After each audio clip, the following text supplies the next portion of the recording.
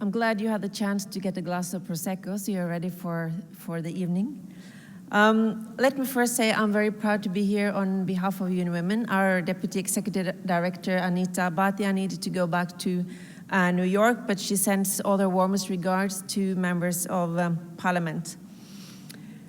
So as you know, and as you talked about, UN Women is preparing for the 25th anniversary of the Beijing Declaration and Platform for Action. And as part of that anniversary, we have this global campaign, which we call Generation Equality, realizing women's rights for an equal future. And in the context of Beijing Platform for Action 25th anniversary and this commemoration, our UN Women's Executive Director, Phumzile Mlambo-Ngcuka, she has called upon global parliamentarians to build on the experience and best practice of member states on how to achieve a gender equal world via legislation and parliamentary work. So this call to action was launched at the annual summit of the women political leaders at the House of Representatives in Tokyo, in Japan, to ensure that parliamentarians can become key drivers of gender equality. And we are pleased that the women political leaders has decided to follow up on this so closely as an integrated this call to action in their work. And you are in the possession of this card, which it's a call to action card, and it outlines the 5 key acceleration points that parliamentarians are encouraged to take. That is to end discriminatory laws, get more women parliamentarians, and also in cabinet and leaderships, implement progressive law reform, challenge norms and stereotypes, and also support other women in politics. And you can see actually the logo of the Generation Equality. This is a logo we have for the campaign, and it is also available for anyone to use for advocacy purposes. And that you can get through our UN Women offices if you need it. So, of course, this call to action is to underline the really important role that parliamentarians play. And currently, over 2.5 billion women and girls around the world are affected by discriminatory laws. So just working to end discriminatory laws, which is one of the areas that we think can be achieved by 2030, will really affect a lot of women. So on behalf of UN Women, I wish to wish you all the best for the events here for the rest of the evening and tomorrow. I also want to tell you that UN Women is on hand to support you in your efforts to address gender equality in your country, both at the national, regional, and global level. We are present in 87 countries, so please get in touch with our local office in the country that you're coming from. Thank you so much. Thank you, Caroline. And then we go to the national delegation statements, and we start with the host country, Iceland. The floor is yours, and followed by Afghanistan, Albania, and Armenia. Dear colleagues, today has been truly motivating. Thank you for coming all the way to Iceland to this event. I attended the WPL summit in Tokyo just in last June, along with a fellow MP, Anna Kolbrún Árnadóttir, where UN Women launched their call to action to parliamentarians. It was very valuable experience to exchange views and share best practices with fellow women parliamentarians from all over the world. Although we have not all progressed equally, we all face similar challenges. We all have a responsibility to empower women, not only for the sake of women, but also to improve our societies, increase welfare, and achieve peace. Women must support each other. Women to make a difference. Greta Thunberg and Jane Fonda, 2 women of different generation, and different nationalities, making a great impact on the greatest challenge mankind faces, the fight against climate change. Iceland's Prime Minister Katrín Jakobsdóttir has prioritized climate change and gender equality. Examples are her focus on fighting gender-based violence, achieving equal pay, longer parental leave, increased rights of intersex people, and reformed and progressive abortion laws. Finally,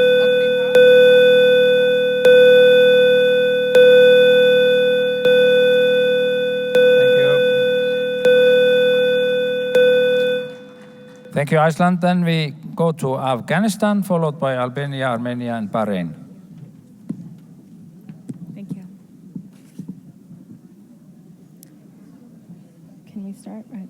Bismillahirrahmanirrahim. Distinguished women leaders of the world. I come from a country that has lost a lot. A country where women's suffrage has been a non-issue to its politicians and to the world. The country where everyone in the world cherished an iconic young girl, Sharbat Gula's breathtakingly beautiful eyes, her green eyes on National Geographic's. But they failed to see the miseries she hid when she froze in time while posing for that picture. A country whose nightingale of a golden voice, Zarsanga, is still singing for uniting with her country from the slum life of her refugee camp. My country's women are still dying because of very basic healthcare issues that are long resolved in the rest of the world.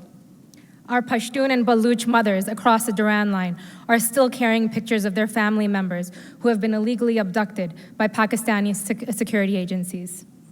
My country's president is doing a lot for women's inclusion in politics and businesses. But the business of women in power still remains an unbearable shock to the patriarchs. I'm here to assure you that the women of my country have not given up. We have been through a lot. We have been crushed so much that we have no choice but to become more strong and more committed than ever before. Today, more women work in the government than ever before in the history of our country. In our parliament, we are actively working on passing a violence against women's law and a law to define 18 years as the legal age of marriage. These laws will ensure that violence against women and child marriage will have criminal implications.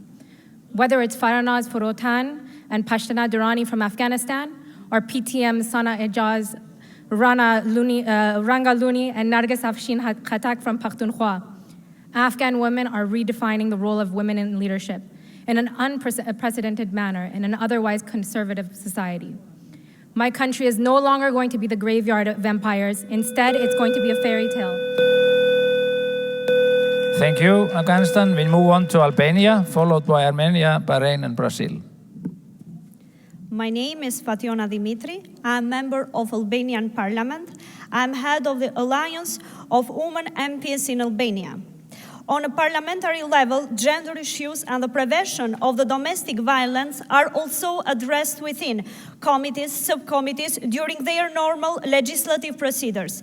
The interinstitutional mechanism for monitoring the systematic implementation of the recommendation of independent institutions, including the Ombudsman, the Commissioner for Protection from Discrimination, the General Prosecutor, the Minister of Justice, etc. The Alliance of Women MPs established in October 2013 as a volunteer organism of women MPs from all the political groups of the Parliament.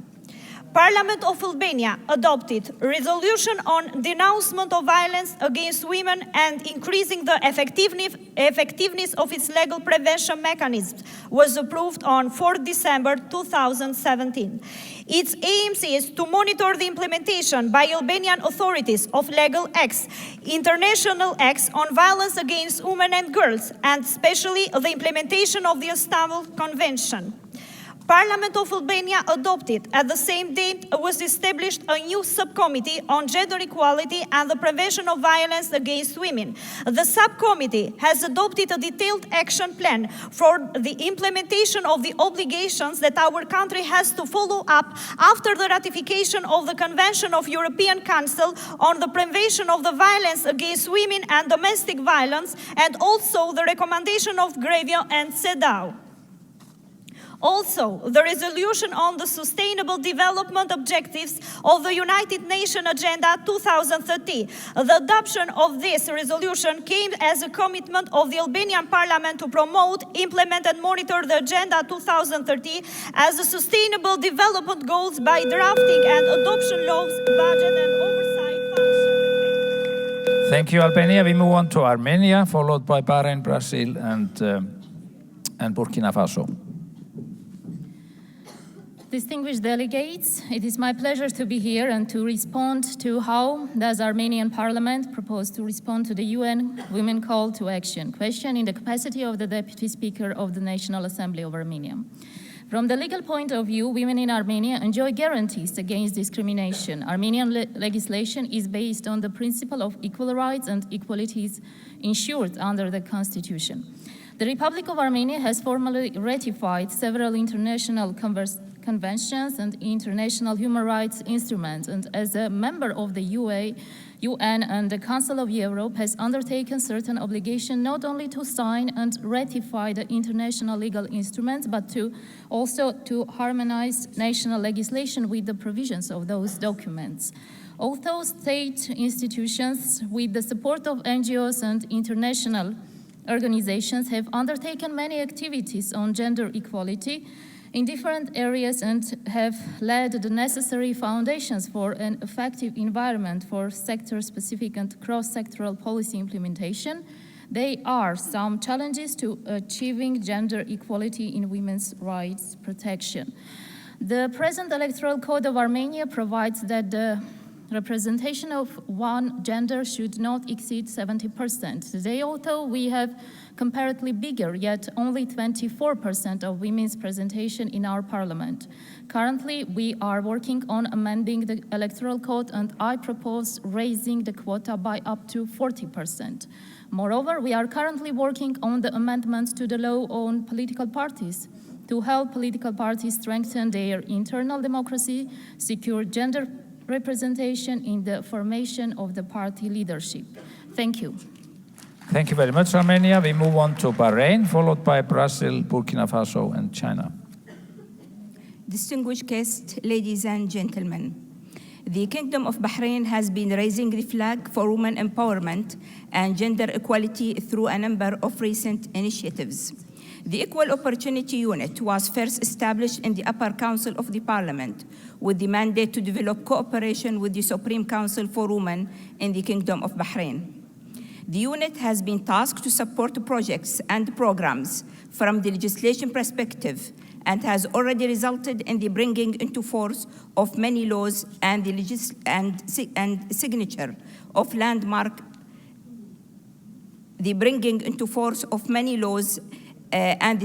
of landmark international treaties and agreements which have significantly contributed to the empowerment of Bahraini women.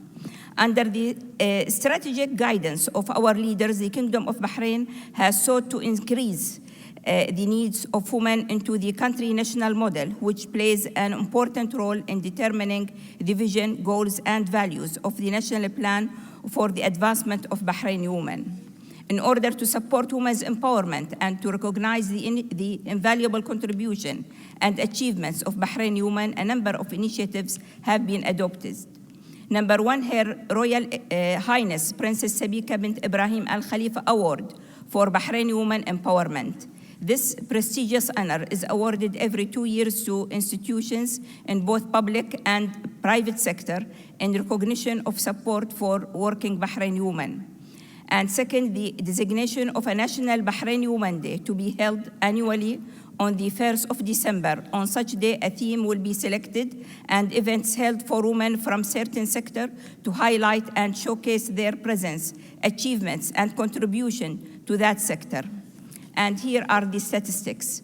Bahraini women They are 53% in the public sector, 34% in the private, 23% as board of directors, 45% in business, 47% academics. Physicians are 65%. Thank you, Bahrain. Brazil has not turned up, so we move on to Burkina Faso, followed by China, Cyprus, and Denmark.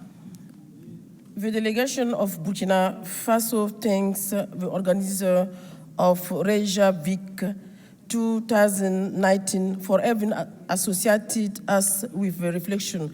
We already also thank the Iceland president for his ongoing commitment to the promotion of women's rights. Burkina Faso has not remained outside the struggle, even social, cultural burden. Burkina Faso has adopted several texts and ratified legal texts and instruments at various levels, taking measures to improve the status of women.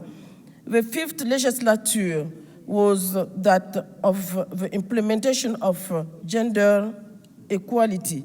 The beginning of its mission, the National Assembly has made the participation of women in decision-making position its battleground horse.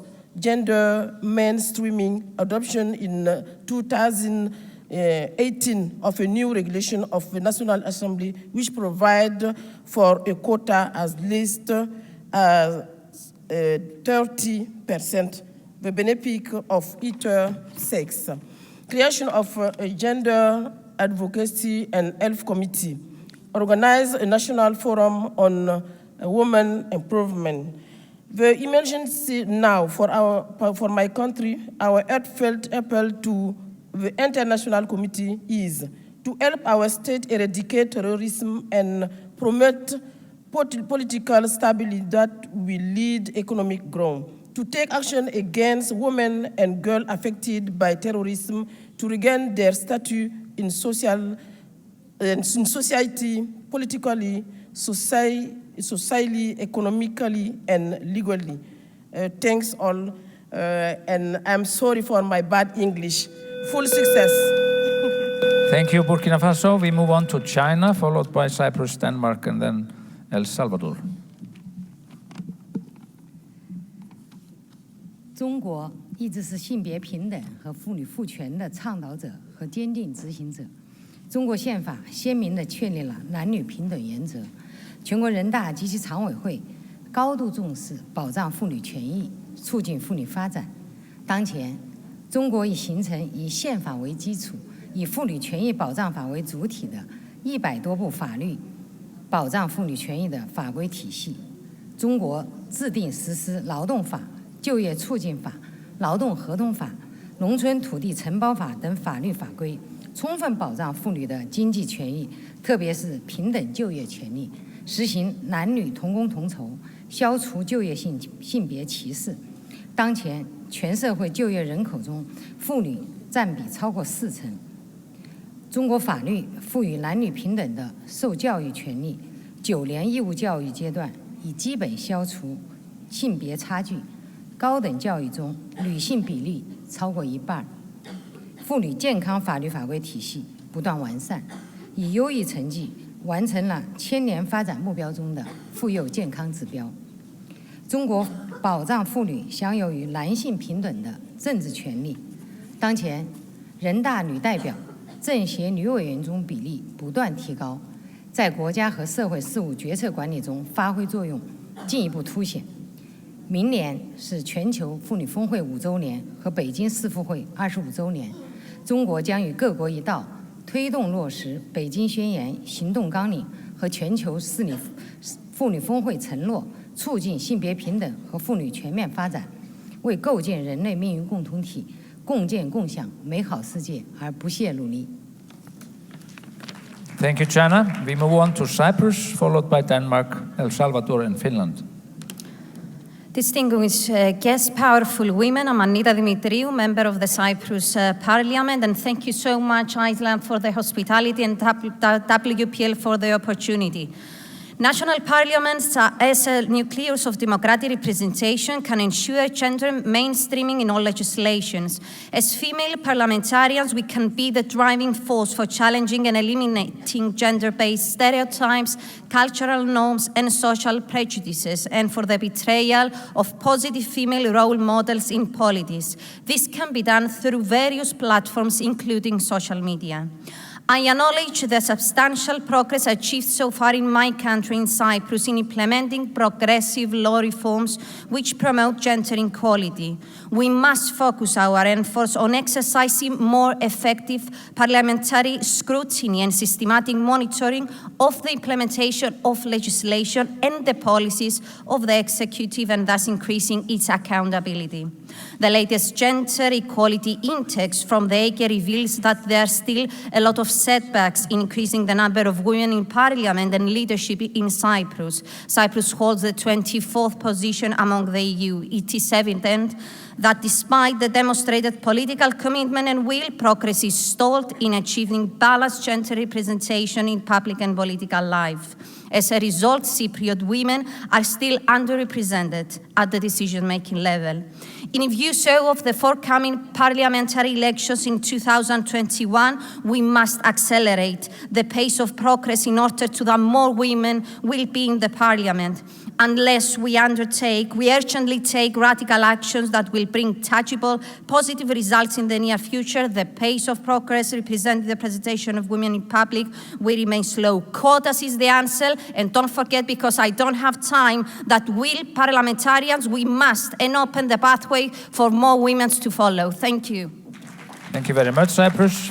Then it's Denmark, followed by El Salvador, Finland, Ghana, Greece, Ireland. Thank you. On the behalf of the Danish delegation, I would like to thank especially our host country, Iceland, for hosting and framing such a successful program and a very important gathering, because what we do here really matters. In Denmark, we have a long tradition of gender equality, and which makes us among the most gender equal countries in the world. We are very proud of that. We're proud of our women has the same opportunities as our men, and that we all are equal to the law. And does that mean that we don't have any challenges? No, it doesn't. We have our struggles and challenges. We still have a lack of women in the professional boards and in the head of the forums where the decisions are being made. We just had a national election back in June, where we increased the amount of women in the national parliament from 37 to 39%, which is good, but not good enough. Especially in local politics, there's only 33% of women. There's a hushed tone, hate, and discrimination, especially on social medias, which we believe can be one of the reasons for women not to participating and debating or wishing to be a public person. We have women living in domestic violence. We have women living in social control where there is gender stereotypes and male-dominated cultures. Those are some of the issues that we are struggling with and working on. My time here won't allow me to go through each action we hope to do and aim to do, because our gender equality challenges has so many differences, so we have to look at so many different solutions and different partners, like our unions, like our companies, like the... Thank you, Denmark. El Salvador hasn't turned up, so we move on to Finland, followed by Ghana, Greece, Ireland, Italy. Honourable Chair, as Deputy Speaker of the Parliament of Finland, I welcome this opportunity to deliver this statement on behalf of the Parliament of Finland. Finland was the first country in the world to grant full political rights to women in 1906. Today, a record-breaking 47% of Parliament members are women. The government has 11 ministers out of 19, so women are majority in government. This is also groundbreaking. The change has not happened on its own. Before joining parliament in the 90s, I was for many years leading political women's organization. We joined forces, all women's organizations, to create a major campaign called Vote for a Woman. It was a success, and women began to get more seats in the parliament, and the first female speaker was elected in 1994. So change requires a lot of political will and action. All female members of the parliament in Finland form a network to discuss political issues which touch women in particular. Cross-party cooperation is a notable resource in improving the status of women in our society. The network's mission is to promote equality endorsing legislation. Our task as parliamentarians is to ensure that the gender perspective is taken into account at all stages of decision-making. This includes already at the preparatory stage, assessing the effects of each decision on both men and women. I'm pleased to announce that currently our parliament is looking at the issue of how to increase gender-sensitive budgeting and economic policy. There is zero tolerance towards sexual harassment in Parliament of Finland. So Parliament of Finland is committed to finding ways to Thank you, Tula. Thank you, Finland.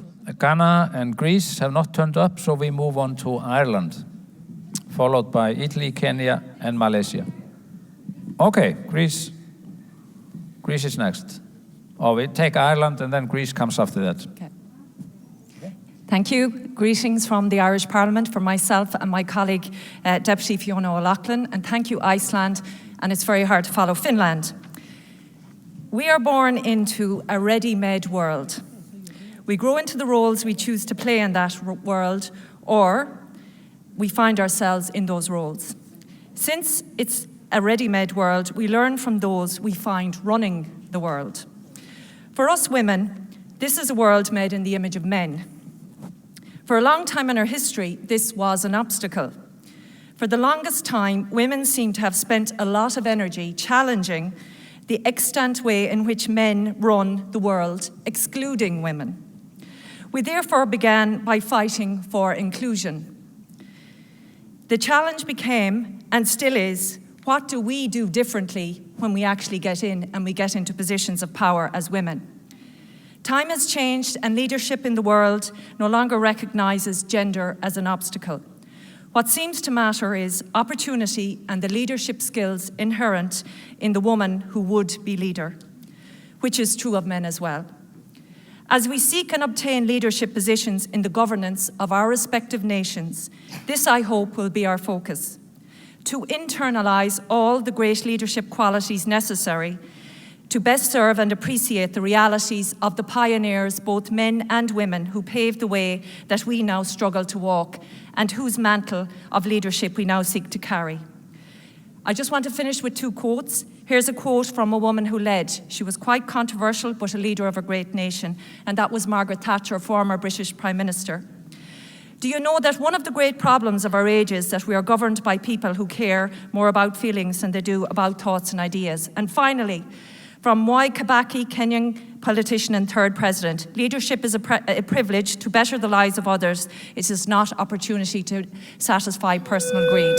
Thank you. Thank you, Ireland. Then it's Greece, followed by Italy, Kenya, and Malaysia. Hello, I'm Olga Kefalogianni, member of the Greek Parliament since 2007. Gender equality in Greece enjoyed formal constitutional recognition rather early in 1952. The 1975 constitution has included binding provisions towards achieving gender equality. Significant legislation enacted has been gradually improving the position of women in the Greek society. However, experience in Greece and elsewhere proves that women's underrepresentation in decision-making centers cannot be dealt with only at the level of institutional and legal adaptation, as gender discrimination phenomena are complex and multidimensional. The multiple roles of modern women, the socioeconomic conditions and social policies, but also the quality of democracy and social stereotypes are key factors affecting their equal participation and status in economic, social, and political life. In this light, concrete measures are needed towards guaranteeing fair pay for women, facilitating and promoting balanced division of working, personal and family time through concrete and targeted legislative initiatives that will further extend the grounds for equal share between women and men regarding family care responsibilities, establishing education and specialized training structures for women, helping them to pursue new job opportunities, access in financing, personalized support and advice for encouraging female entrepreneurship, undertaking targeted study and research initiatives to promote educational and awareness campaigns, encouraging increased women participation in economic and social life. Last but not least, promoting financial support for women, enhancing maternity policies, benefits, and allowances to tackle the significant demographic problem in Greece. International meetings, such as the Women's Leaders Forum held in Iceland, a front-runner country to achieve gender equality, significantly contribute to the promotion of women access to leadership positions. Thank you very much. And we move on to Italy, followed by Kenya, Malaysia, and Malawi. Grazie al Parlamento dell'Islanda e al Reykjavik Global Forum. Energia, forza, vitalità da questo meeting, grande convinzione che lo spazio per la leadership delle donne non è solo giusto, ma fa bene al mondo. Ci impegniamo a incidere nei nostri esecutivi perché le cose dette rientrino nell'agenda dei nostri paesi. L'Italia, come è stato ricordato qui dall'indice di Reykjavik, è ancora un fanalino di coda per i paesi del G7, anche se qualche piccolo passo è stato fatto in avanti. Voglio ricordare che la Presidente del Senato che ci ha voluto qui, per la prima volta in Italia è una Presidente donna. Per proseguire più velocemente verso l'agenda di Pechino ci impegniamo a fare che cosa? Ci impegniamo perché le donne possano fare la differenza nelle scelte. Ci impegniamo perché diventino protagoniste nei processi di pace. Ci impegniamo perché ciascuna donna che ce la fa dia una mano almeno ad un'altra donna per farla salire, per tirarla su. Ci impegniamo a eliminare gli stereotipi dei ruoli tra uomini e donne. Ci impegniamo a far sì che ci siano le stesse retribuzioni fra gli uomini e le donne. E qui complimenti all'Islanda che su questo ha raggiunto già l'obiettivo. E poi un problema molto sentito in Italia che colpisce moltissime donne. Noi abbiamo moltissimi femminicidi, donne che muoiono per colpa di uomini che le ammazzano. Allora vogliamo fare un grande piano strategico contro la violenza sulle donne e pensiamo che questo debba essere un obiettivo per tutti. Grazie. Thank you, Italy. We move on to Kenya, followed by Malaysia, Malawi, and Mexico. Thank you. I am Petronila Were Lokorio, representing the Kenyan delegation responding to this UN Women Call to Action. Article 2, Articles 5, Sub-Articles 5 and 6 of the Constitution of Kenya provide that the general rules of international law and any treaty or convention ratified by Kenya shall form part of the law of Kenya. This therefore obligates Kenya to implement various laws, treaties, and conventions that promote inherent human dignity and equal rights of women. In Kenya, women comprise 21.8% of the National Assembly and 30.9% in the Senate. In legislation, women members of parliament have drafted various legislative proposals. For example, the Representation of Special Interest Group Laws of 2019, the Assisted Reproductive Technology Bill of 2019, and the Breastfeeding Mothers Bill of 2019. In Kenya, we oversight the government through committees and the Departmental Committee on Labor and Social Welfare in executing its mandates looks at issues related to gender and oversights the State Department of Gender Affairs. In budget making, we have passed money for free maternity program, national agriculture, and a rural inclusivity program. In Kenyan Parliament, we also have a women's caucus called Kenya Women Parliamentary Association.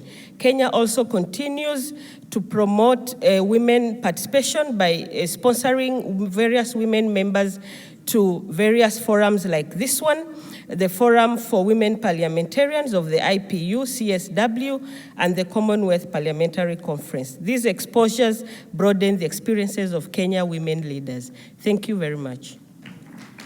We say thank you to Kenya and move on to Malaysia, followed by Malawi, Mexico, and Moldova. Assalamu alaikum and peace be upon you. Honorable Chairperson, ladies and gentlemen, I believe 2020 is a pivotal year for the global community. It will mark the 25th anniversary of the 4th World Conference on Women and Adoption of the Beijing Declaration and Platform for Action 1995. Therefore, it is crucial for the global community to accelerate the realization of gender equality and the empowerment of all women and girls, as stated in the Sustainable Development Goals of the 2030, particularly Goal 5 and the targets that depend upon it. Systemic barriers for women in attaining their meaningful political inclusion, including legal, political, and cultural constraints, must be eliminated at all levels, the individual, institutional, and socio-cultural. The path forward must address the barriers women face at these three levels to create an enabling environment that would strengthen and empower women's voices. This requires collaborative efforts among state, civil society, and international community. The talent pool by women should not be underestimated. Political participation of women should be regarded as a mechanism to move forwards a more inclusive and resilient democracies, good governance, and modern parliament. Malaysia has witnessed the first female member of parliament holds the portfolio as the deputy prime minister. There has also a marked increase to the women ministers and women deputy ministers in the Malaysian cabinet. And this not to mention an increased numbers of our women MPs from 10% to 14%, though it is far from reaching the 30%, but we are moving towards it. The establishment of a select committee on gender equality and all-party parliamentary group further signify the success of Malaysian women participation towards greater empowerment. Moving forward, the drafting of bills on anti-discrimination and sexual harassment are clear signposts of Malaysia's continuous commitment and firm stance to accord women equality status and rights as enshrined in Article 8(2) of the Federal Constitution. While change might not happen simultaneously, this effort signifies our commitment to empower women as effective leaders, including those from minority groups. Thank you. Thank you, Malaysia. Malawi has not turned up, so we move on to Mexico, followed by Moldova, Nepal, and Nigeria.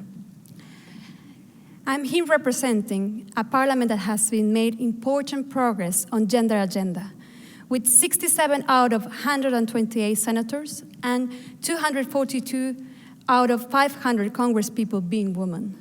All thanks to the struggle of thousands of women who dedicate their lives so that those who came after them could reach these spaces. Our arrival in political has been beneficial, not only to contribute with our perspective, but also to transform politics, priorities, and decisions. During this year, we have been taking fundamental steps for the lives of women. We achieved the approval of a party law that requires 30% of the decision-making spaces in all government powers and orders to be held by women. We managed to ban child marriage. We managed to provide rights to domestic women workers, among other things. Nevertheless, Mexico remains one of the 25 most dangerous nations in the world to be women. The chain of violence takes away the lives of 9 Mexican women every day for the simple fact that they are women. In the Senate, we are committed to transform this reality and to cut each and every one of the links in this chain of violence, because we are convinced that this is the only way to build a fair and egalitarian society. One of our priorities is to carry out the necessary legislation to achieve equal pay in our country, because as now in Mexico, women can earn up to 30% less than the men. We're working on ending discriminatory laws and breaking down gender stereotypes. We are committed to work for women, for us, but mainly for those who will come after us, so that everyone can walk in a safer Mexico with equal opportunities, so every girl can fight like a girl. Thank you, Mexico. I call upon Moldova. We have the representative of Moldova, please. Followed by Nepal, Nigeria, and Pakistan. Dear colleagues, honorable audience, I'm especially pleased to be here today and have the opportunity to greet all of you on behalf of the Parliament of Republic of Moldova on the occasion of Reykjavik Women Leader Global Forum. During the past two decades, the world has become more and more interconnected, integrated, and diverse. Women make every effort to be heard, listened to, and respected. In response to the UN Women Call to Action, I would like to highlight that since the adoption in 2006 of law on equality of opportunities for men and women, a series of national strategies and action plans have promoted gender equality, including the provision for paternity leave together with a ban of sexting advertising in 2016. In accordance with the Electoral Code, the citizens of the Republic of Moldova may be elected regardless of race, nationality, ethnic origins, language, religion, sex, etc. In August 2019, the Parliament of the Republic of Moldova adopted law which amended the Electoral Code and established that the list of candidates for the parliamentary and local elections shall be compiled respecting the minimum representation quota of 40% for both sexes. With regard to the assignment of places of the party list, the following formula shall be applied, at least for candidates of over gender for every 10 places. We have women in the position of Speaker of Parliament and Governor of the Autonomous Territorial Unit Gagauzia. Also, there are 25 women among the members of Parliament out of 101. To conclude, I would like to underline that the Parliament of the Republic of Moldova fully and actively support all steps that have been taken to improve the status of women and to remove the gaps. Thank you, Moldova. Nepal and Nigeria have not turned up, so we move on to Pakistan. Followed by Portugal, Romania, and Rwanda. Bismillah ar-Rahman ar-Rahim. Shireen Mazari, Federal Minister for Human Rights, Pakistan. Our country is committed to the Beijing Goals and the 2030 Agenda for Sustainable Development. And in February 2016, Pakistan became the first country to adopt the SDGs as part of its National Development Agenda through a National Assembly resolution. We submitted our voluntary national review of 2019 also. Pakistan is committed to women empowerment. We have made changes in our electoral laws so that every political party has to give at least 5% tickets to women, and any constituency where at least 10% of the women do not come out and vote will be declared null and void. So political empowerment is moving fast in Pakistan. Our electoral reforms are there. At the socio-economic development level, we have the Asas program, which is empowering women economically and giving special educational scholarships to women and girls so that they can proceed with education. Of course, Pakistan is going through difficult times. We have been hosting Afghan refugees for decades now, 40 years, with no international community help, over 6 million, and we still have over 1 million refugees there. Also, it would be amiss if I would not mention the fact that women empowerment cannot happen in isolation in one country. We have to look at the role that women play in other countries as well. And I must mention Islamophobia, where women are deprived of their rights in countries like Denmark and other countries where dress code is prohibited. We can't function in isolation. Women must be empowered everywhere. Therefore, Islamophobia is a big issue. I would also be amiss if I did not mention women in conflict zones and the rape of women that is continuing by Indian occupation forces in occupied Jammu and Kashmir. So unless we develop women holistically, empower them, we will not move forward. Thank you, Iceland, for giving me this opportunity. Thank you, Pakistan. We move on to Portugal, followed by Romania, Rwanda, and Syria. Thank you, dear all. The Portuguese Parliament is already responding to these challenges, but there are still legislative goals ahead. I would highlight the following measures that recently were approved.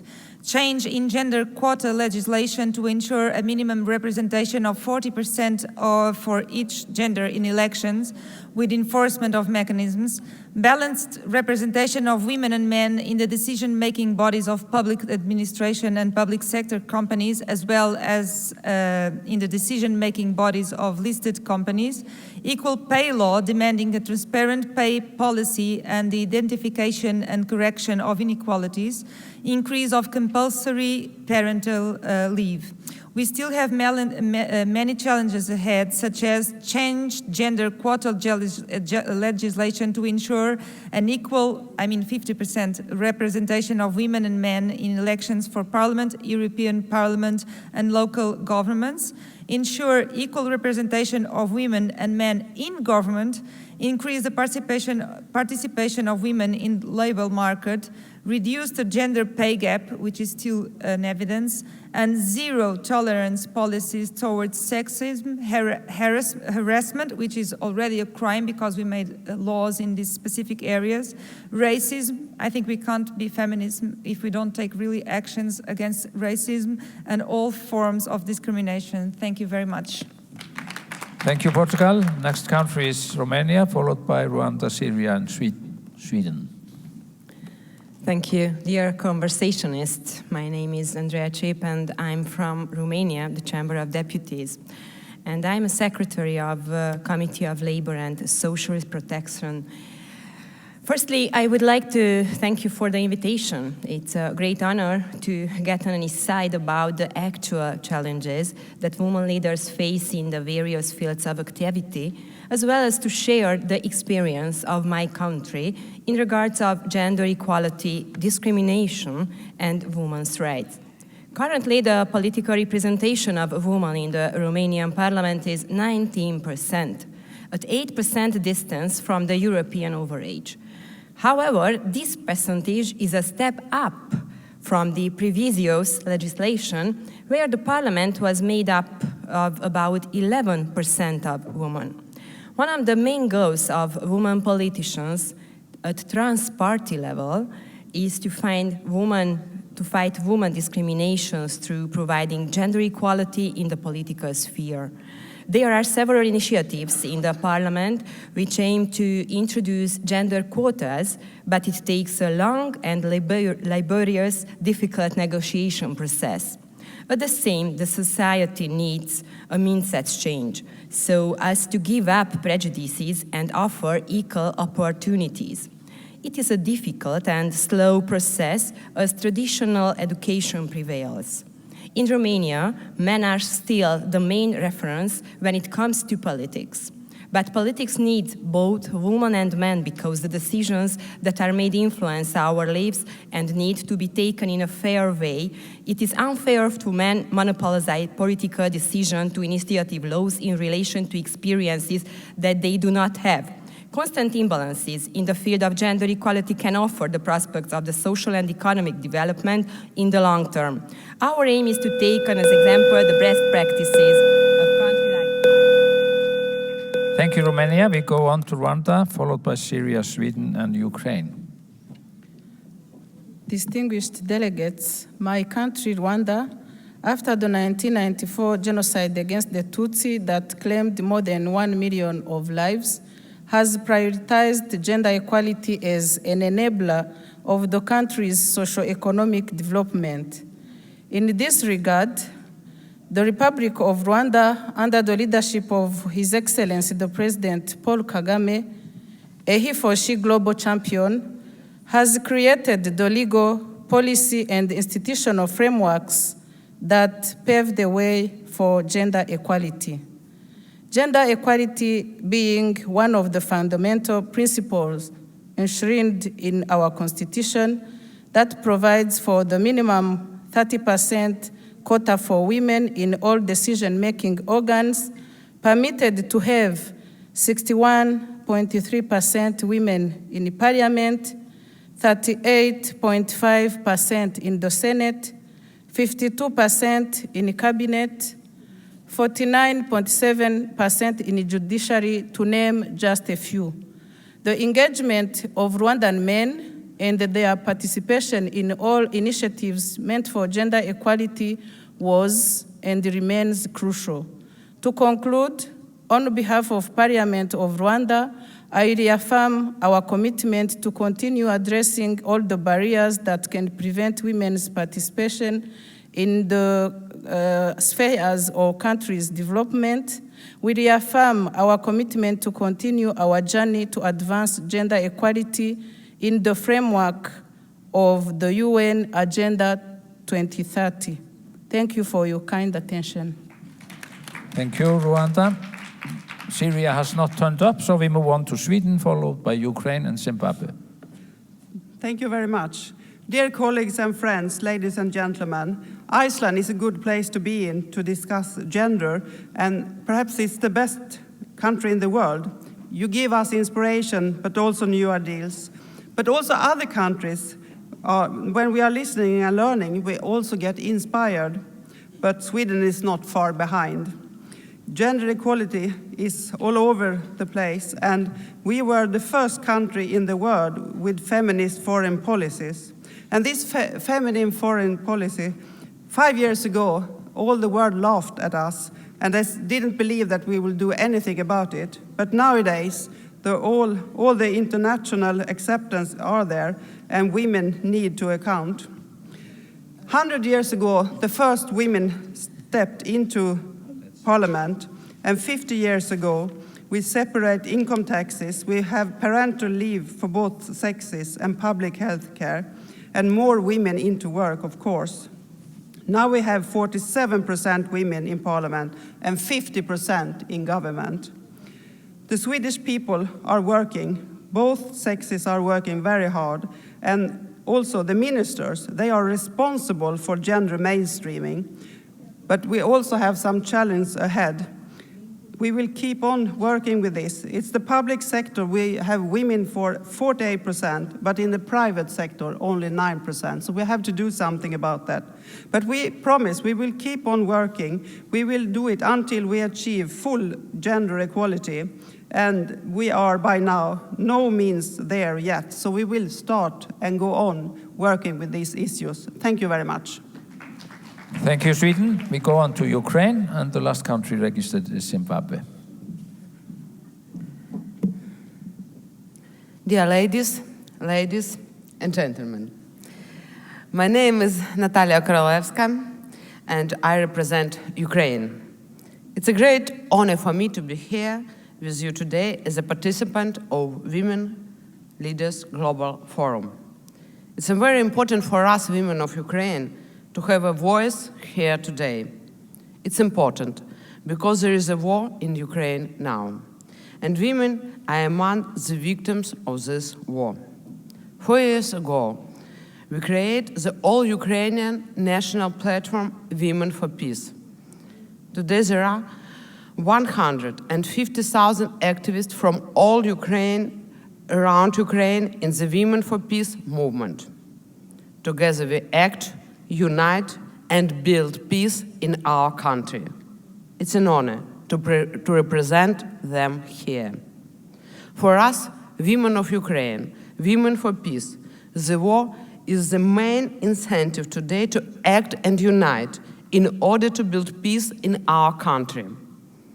We already started to break political, ideological, social, and regional differences in our country, with the main aim to keep the unity of our country, to stop the fire, kills people in Ukraine. With this aim, we involve the maximum amount of women, political leaders, and activists into peacemaking. To do that, we support the women from the war zone of the east of Ukraine, who initiated the global dialogue for peace restoration. Unite country, the way to peace. So that the voice of peace sounded louder than the voice of the war. We appeal to you with the hope global conversation to stimulate active women participation in peacemaking process. We believe the world future is in the women's hands. Thank you, Ukraine. And last but not least, I have the honor to give the floor to the President of the Senate of Zimbabwe.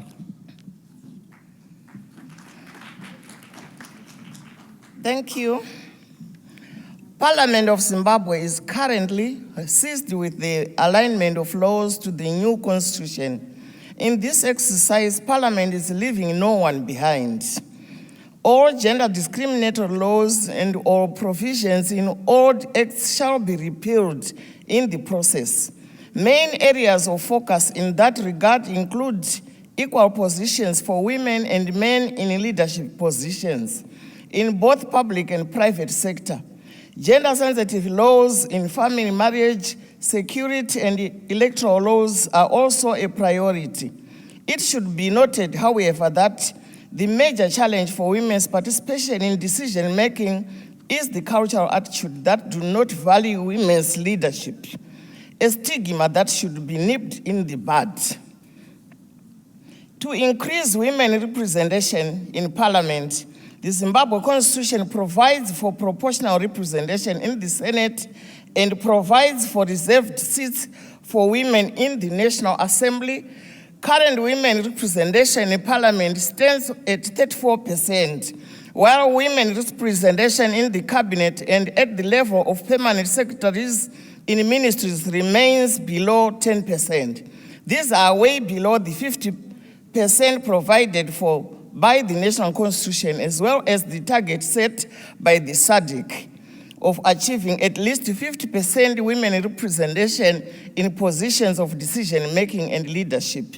In response, the Zimbabwe Women's Parliamentary Caucus, together with the Portfolio Committee on Women, Committee on Gender and Development, and the Zimbabwe Gender Commission, are in the process of drafting an action plan to consult stakeholders so as to extend the women quota beyond 2023 and making it a permanent clause through a constitutional amendment. There is a lot of law reforms that... Thank you very much, Zimbabwe. That concludes the list of speakers I have registered, and as you see, the sofa is empty. So if no one is missing out, no one has turned up that was registered, I conclude the debate over. And Wonderful. Thank you very much for your valuable contribution. Thank you. Thank you so much. And it's my role to close the session, to thank you, Mr. Speaker, very much for hosting, and to thank all of the delegates and country representatives. A reminder that breakfast will be served from 8:30 tomorrow morning. There will be meditation before the first panel starts at 9:30. And for those who would like to tonight, there is a free public event hosted by the former President Vigdis Finnbogadottir at the Institute of Foreign Languages, starting at 8 p.m. And that is a free event for all of you to attend, sponsored by the Council of Women World Leaders and former President Vigdis Finnbogadottir. I would also like to thank the staff. So a huge thank you to Dee, Chiara, Angela, Clara, Paula, Dimitro, and the talented and patient AV staff. So a big hand, thank you. And thank you to everybody. Have a wonderful evening and see you tomorrow.